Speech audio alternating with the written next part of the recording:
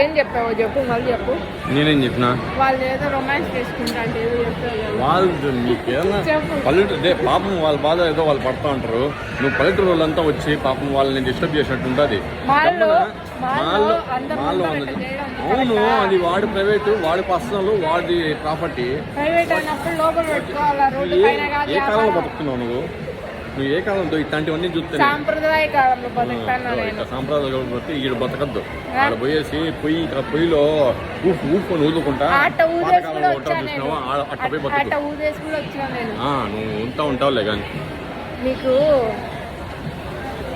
వచ్చి ఎక్కువ అయింది.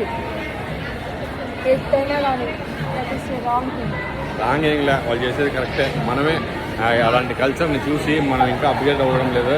అట్లాంటి ఇంకా పైకి పోయే వాళ్ళని ఎంకరేజ్ చేసుకుంటా. రోడ్డు మీద రొమాన్స్ చేసుకోవడం కరెక్ట్ అంటావు. రోడ్డు మీద వాడు ఎంతవరకు ఒక వాళ్ళలో కలిగే కొన్ని భావాల్ని, కొన్ని విషయాల్ని, కొన్ని స్పందన రూపంలో అమ్మాయికి కలిగి చేస్తాడు. ఎందుకంటే రేపు అదే దాన్ని అంటారు, అమ్మాయిని స్పందిస్తున్నాడు. అవును, నువ్వేంటంటే దాన్ని వేరే విధంగా తీసుకుంటున్నావు. నీ తప్పు కానీ వాడు తప్పు కాదు. అందరికంటే వీడిదే తప్పు.